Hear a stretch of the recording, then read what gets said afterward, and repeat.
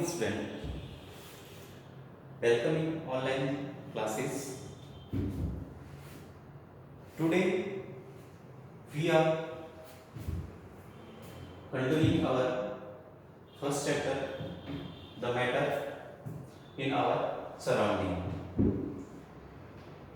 तो previous class के अंदर डिस्कस करा था हमने स्टेट ऑफ मैटर. तो मैटर के अंदर अपन 3 स्टेट जो है मैंने डिस्कस किया था, सॉलिड, लिक्विड एंड गैस. उनका प्रॉपर्टीज जो है वो डिस्कस कर लिया था. अब नेक्स्ट स्टेट ऑफ मैटर के अंदर अपन नेक्स्ट टॉपिक है अपना can matter change it's state. क्या मैटर अपनी स्टेट चेंज कर सकते हैं? यानी कोई एक मैटर सपोज करिएगा सॉलिड स्टेट में है तो क्या वो लिक्विड में स्टेट में जा सकता है, क्या गैस स्टेट में जा सकता है? यस. तो इसका आंसर मिलेगा आपको आगे अपन एक्टिविटीज के थ्रू एक्सप्लेन करेंगे. तो मैटर जो है वो अपनी स्टेट को चेंज कर सकते हैं अगर उनके अंदर एनर्जी को चेंज किया जाए. तो matter can exist in 3 physical state. Mainly जो मैटर है वो 3 फिजिकल स्टेट के अंदर एग्जिस्ट करते हैं, सॉलिड, लिक्विड और गैस. लेकिन यहाँ पे एक चीज इंपॉर्टेंट है, वाटर एक ऐसा मैटर है जो तीनों ही स्टेट के अंदर एग्जिस्ट कर सकता है. बाकी देखिएगा नॉर्मली जो नॉर्मल कंडीशन है, नॉर्मल रूम टेम्परेचर पे कोई भी मैटर जो है वो एक स्टेट के अंदर रहता है. बट वाटर जो है उसका 3 स्टेट के अंदर जो है वो एग्जिस्ट करता है. जैसे वाटर जो है आइस की फॉर्म में अगर है उसको हीट किया तो वाटर की फॉर्म में आ जाएगा. तो ये इसकी सॉलिड स्टेट है, आइस. वाटर इसकी लिक्विड स्टेट होगी और हीट करेंगे वेपर के अंदर कन्वर्ट हो गया तो इसकी गैस स्टेट होगी. अगर इसके अंदर वापस रिवर्स प्रोसेस करेंगे, कूल कर दिया इसको वेपर को तो वापस लिक्विड हो जाएगा और कूल करा तो वापस आइस हो जाएगा. तो ये रिवर्सिबल प्रोसेस जो है वाटर के अंदर देखने को मिलेगी. नेक्स्ट है चेंज ऑफ स्टेट.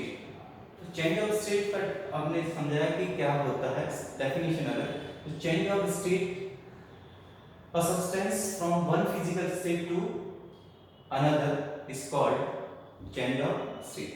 यानी एक फिजिकल स्टेट से दूसरे फिजिकल स्टेट में चेंज हो जाना चेंज ऑफ स्टेट है. सिंपल सी बात.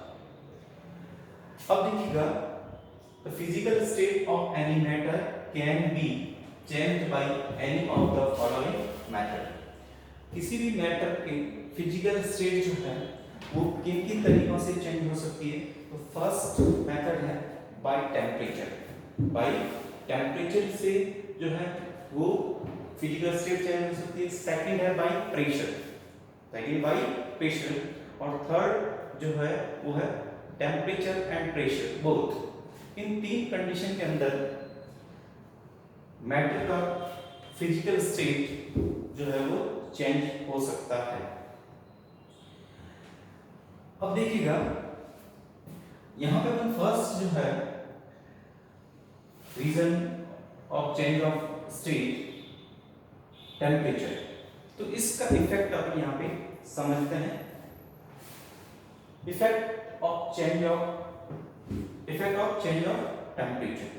यानी अपन क्या कर रहे हैं, टेम्परेचर को चेंज करेंगे और इस टेम्परेचर का इफेक्ट देखेंगे क्या होता है मैटर की स्टेट पे.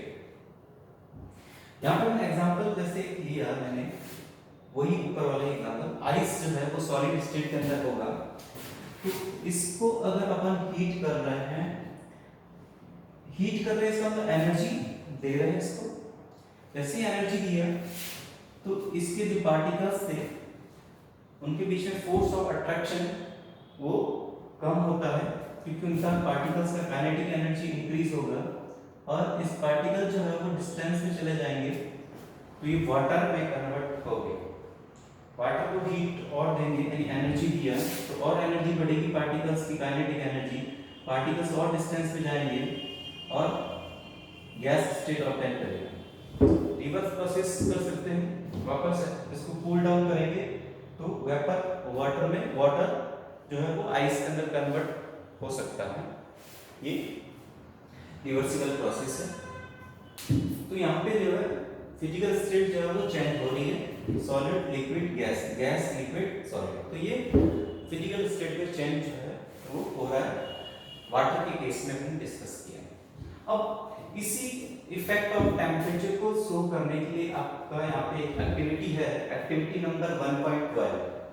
एक्टिविटी नंबर 1.12 क्या करा हमने, एक ग्लास का एक बीकर लिया है हमने और इस बीकर के अंदर अपने 50 ग्राम 100 ग्राम जो भी अपने हिसाब से आइस क्यूब होते हैं, इस आइस क्यूब को जो है इसके अंदर आपने डाल दिया है और इस बीकर में ही एक थर्मोमीटर को स्टैंड की हेल्प से इसके अंदर डिप कर लेते हैं। ठीक है, लैबोरेटरी थर्मोमीटर लेना है और पूरे बीकर को एक स्टैंड आती है लैब में, तो स्टैंड के ऊपर हमने इसे यहाँ पे रख दिया, नीचे बर्नर लगा दिया, हीट करना है हमें इसलिए। अब देखिएगा अपन क्या करना स्टार्ट करा है, इसको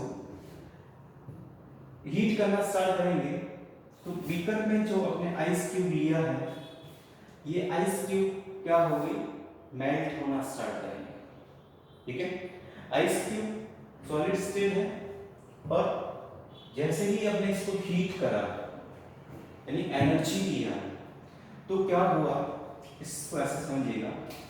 सपोज करिएगा आइस वाले स्टेट के अंदर जो इसके अंदर जो पार्टिकल्स थे वो बिल्कुल क्लोजली पैक्ड, यानी यहाँ पे क्लोजली पैक्ड क्यों है पार्टिकल्स, बिकॉज इन पार्टिकल्स के बीच में फोर्स ऑफ अट्रैक्शन हाई है।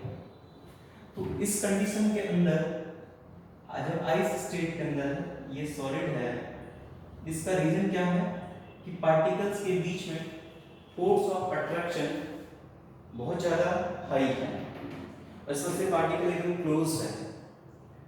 हमने क्या करा, इसको हीट दिया है, जैसे हीट दिया है, हीट की वजह से, हीट यानी आपकी यहाँ पे एनर्जी है, ये एनर्जी की फॉर्म है।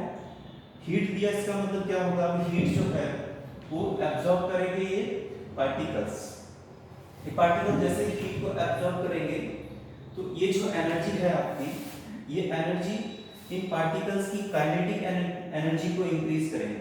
कौन सी एनर्जी को इंक्रीज करेंगे, काइनेटिक एनर्जी को। अपने को पता है अगर काइनेटिक एनर्जी पार्टिकल्स की इंक्रीज होगी तो पार्टिकल क्या करेंगे, मूव करेंगे। अब कब मूव करना स्टार्ट करेंगे, जब इनकी काइनेटिक एनर्जी जो है, पार्टिकल की काइनेटिक एनर्जी इनके बीच में जो फोर्स ऑफ अट्रैक्शन जो है उससे हाई हो जाए, तब ये पार्टिकल्स क्या करेंगे, मूव करना स्टार्ट करेंगे। तो जैसे ही पार्टिकल्स मूव करना स्टार्ट करेंगे, जब इनकी काइनेटिक एनर्जी इंक्रीज होगी कि फोर्स ऑफ अट्रैक्शन जो है उसको ब्रेक कर ले और ये पार्टिकल्स जो है वो अब थोड़े डिस्टेंस पे चले जाएंगे, थोड़े डिस्टेंस पे चले, यानी इनके बीच में जो फोर्स ऑफ अट्रैक्शन था वो अब कम हो गया। किस वजह से हुआ है, हीट दिया यानी एनर्जी दी, ये एनर्जी को एब्जॉर्ब करा इन्होंने पार्टिकल्स में और इनकी काइनेटिक एनर्जी इंक्रीज हुई और काइनेटिक एनर्जी ने क्या करा, इनके बीच में फोर्स ऑफ अट्रैक्शन को ब्रेक करा और पार्टिकल्स को दूर ले गए। अब तो ये जो स्टेट आएगी, पार्टिकल के बीच में थोड़ा गैप आ गया, तो ये जो स्टेट है ये इसकी जो है लिक्विड स्टेट है, ये वाटर अब बन गया है इसके अंदर, तो ये इसकी लिक्विड स्टेट होगी। क्लियर है?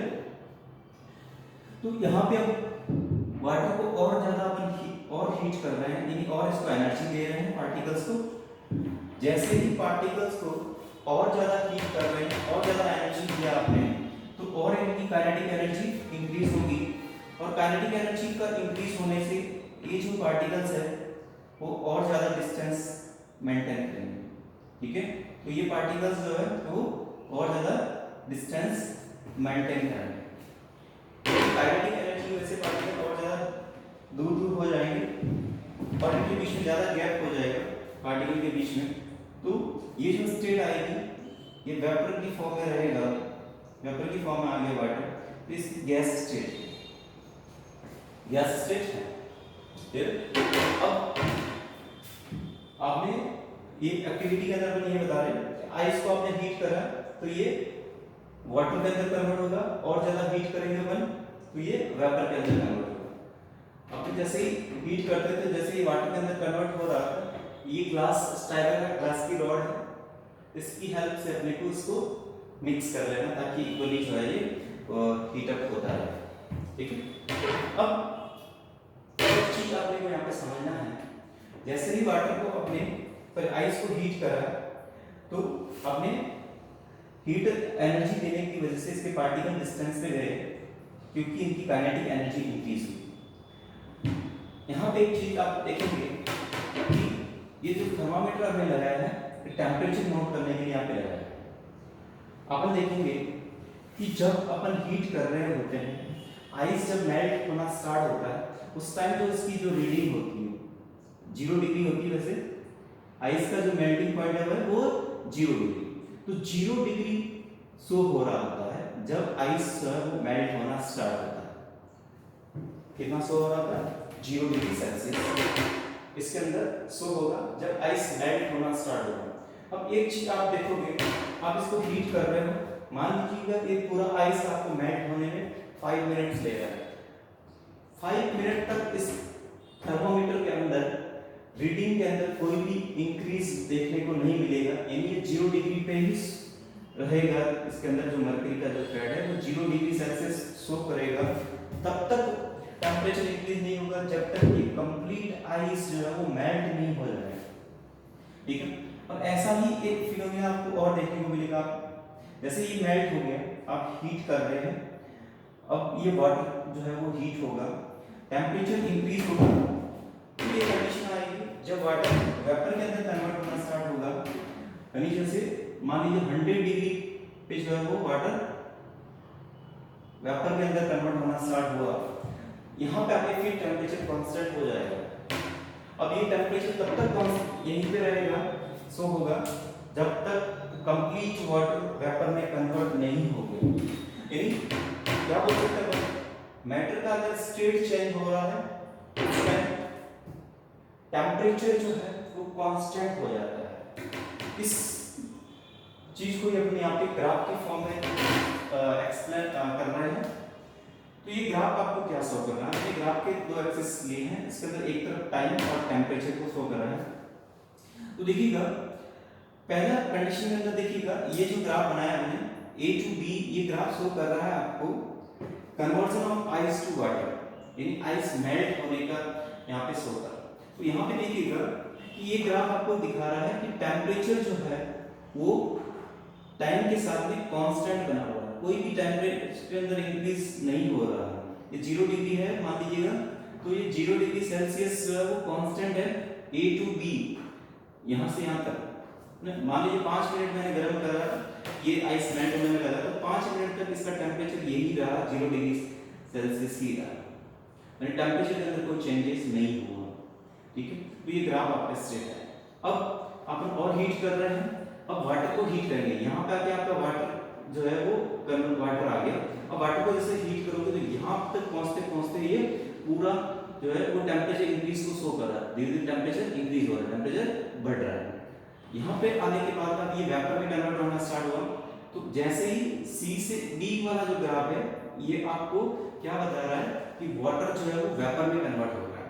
तो इस कंडीशन के अंदर भी जब स्टेट चेंज हो रहा है, उस कंडीशन में भी टेम्परेचर के अंदर देखिएगा चेंजेस नहीं हो रहा, ग्राफ ऊपर नहीं जा रहा, तो ये कांस्टेंट जो टेम्परेचर शो कर रहा है ये जो है स्टेट चेंज के टाइम में होगा।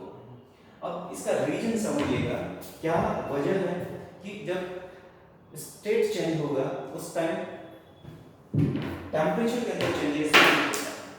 तो इसका मेन रीजन होगा कि ये जो हीट अपन दे रहे हैं, एनर्जी दे रहे हैं, ये हीट एनर्जी एब्जॉर्ब करते हैं पार्टिकल्स, और ये एनर्जी एक्चुअली कन्वर्ट हो रही है या यूटिलाइज हो जाती है एज अ काइनेटिक एनर्जी। आपने जो एनर्जी दिया है वो काइनेटिक एनर्जी के अंदर कन्वर्ट हो गया, ठीक है, जो इनके पार्टिकल्स को मूव करवाने में हेल्प करेगी।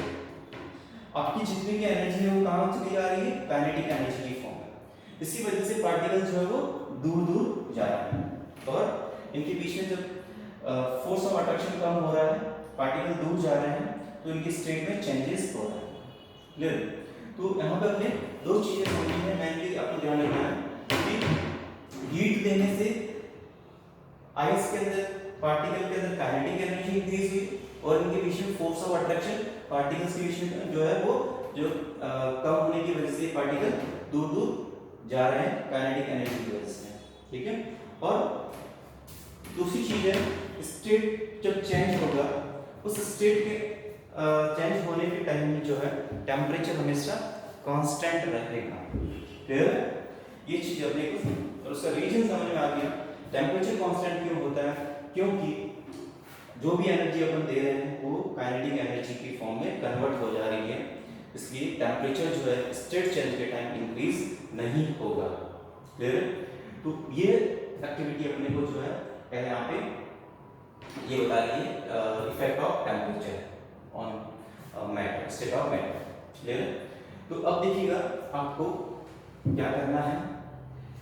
ये आपके जो नोट्स है ये तो फेयर नोटबुक का है, और एक्टिविटी वर्क जो है वो आपको राइट डाउन करना है। एक्टिविटी आपकी प्रैक्टिकल नोटबुक का है। तो ये एक्टिविटी नंबर 1.12 आपका जो है ये है एक्टिविटी या प्रैक्टिकल नोटबुक के लिए पूरा करना है आपको, ठीक है। एक्सपेरिमेंट, ऑब्जर्वेशन, कंक्लूजन पूरा लिखना है, और ये आपका फेयर नोटबुक का वर्क हो गया। क्लियर है? Thank you.